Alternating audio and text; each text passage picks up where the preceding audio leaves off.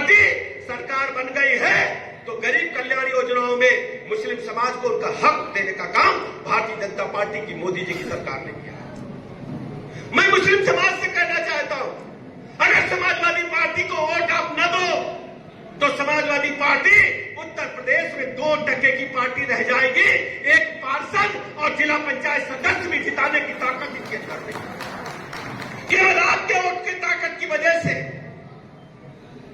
वो सत्ता का दुरुपयोग करने का काम करते हैं।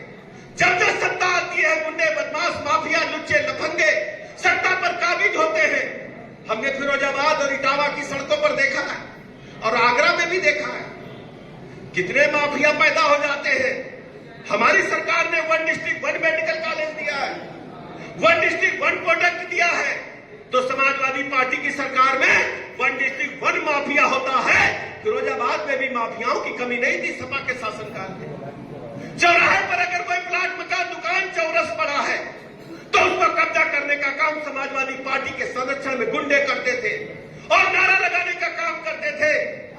समाजवादी पार्टी का नारा है खाली प्लाट हमारा है। मैं गलत कहूं तो टोक दीजिए। फिरोजाबाद के लोग बैठे हैं, फिरोजाबाद में जाकर के पूछिएगा अपने लोगों से। 4 बार उत्तर प्रदेश में इनकी सत्ता रही है, हुकूमत रही है। प्लाट, मकान, दुकान कब्जा करना,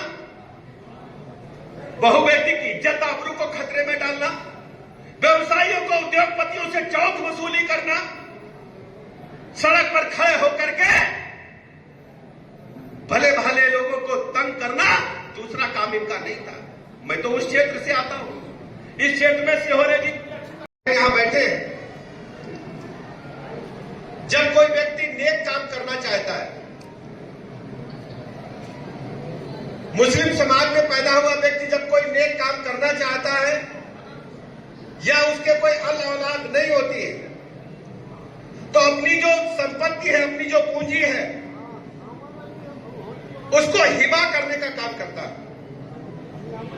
जैसे हमारे हिंदू समाज में लोग दान कर देते हैं मंदिर में,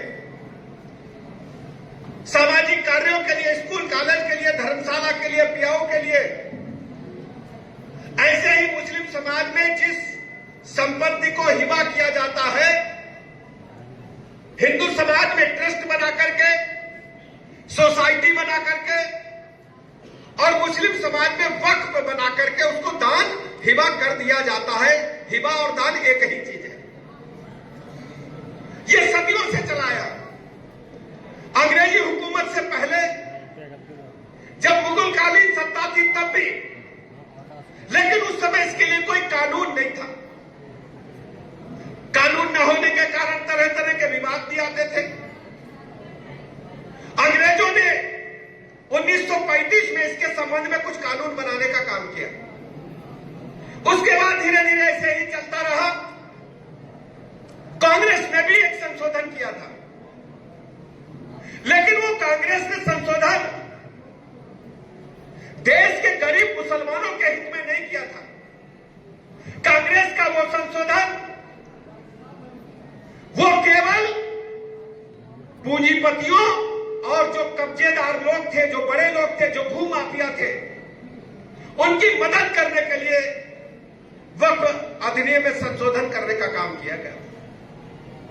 मैं जिम्मेदारी के साथ कह सकता हूं, माननीय मोदी जी ने जब से हुकूमत अपने हाथ में लेने का काम किया 2014 से, भारतीय संविधान के मुताबिक सबका साथ, सबका विकास, सबके विश्वास के आधार पर इस देश को चलाने का काम किया है।